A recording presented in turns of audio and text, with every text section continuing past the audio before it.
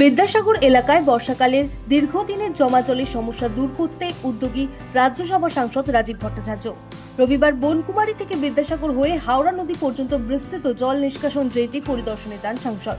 স্থানীয় বাসিন্দাদের অভিযোগ, বর্ষার মরশুমে হাওড়া নদীর জল এই ড্রেন দিয়ে উল্টো পথে বিদ্যাসাগর এলাকায় প্রবেশ করে স্থানীয় বাজার সহ বিস্তীর্ণ অঞ্চল প্লাবিত করে দেয়।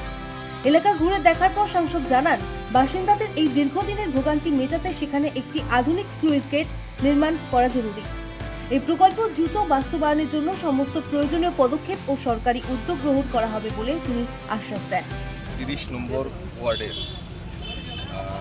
দীর্ঘদিনের একটা সমস্যা, আর সবচেয়ে বড় ইম্পর্টেন্ট বিষয় হলো যে আমাদের বিদ্যাসাগর বাজার যেটাকে বলি আমরা, যেটা আমাদের একটা ইম্পর্টেন্ট রুট এই কারণ যোগেন্দ্রনগর রেল স্টেশনের সঙ্গে আগরতলার যে সংযোগ স্থল, এটা একটা বড় মাধ্যম এই বিদ্যাসাগর বাজার, এবং এখানে দীর্ঘদিন ধরে একটা বড় নালা রয়েছে যেটা নদীতে হাওড়া নদীর সঙ্গে কানেক্ট হয়েছে।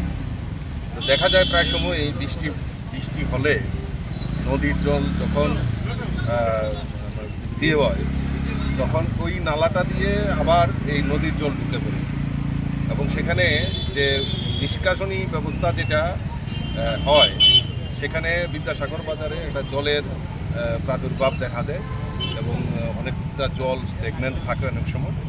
তো সেটাকে বাইপাস করার জন্য একটা এলাকার বিভিন্ন সময় একটা দাবি ছিল।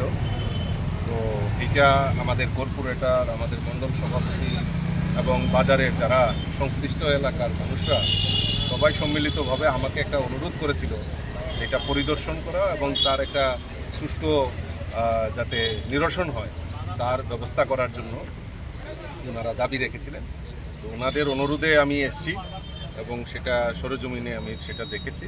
আমাদের কর্পোরেটর মানে মানসিকতা সম্পন্ন যে না, মানুষের জন্য কিছু করতে হবে।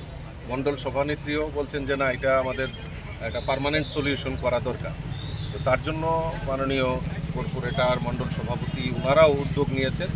আগামী দিন ইঞ্জিনিয়ার দিয়ে সেটা এস্টিমেট করে যেটা এই এলাকার একটা মানে পার্মানেন্ট এই জলের হাত থেকে রক্ষা পেতে পারে তার জন্য ব্যবস্থা গ্রহণ করে। এদিন কেবল জলমগ্নতার আশ্বাসের মধ্যেই সীমাবদ্ধ থাকেনি সাংসদের এই সফর।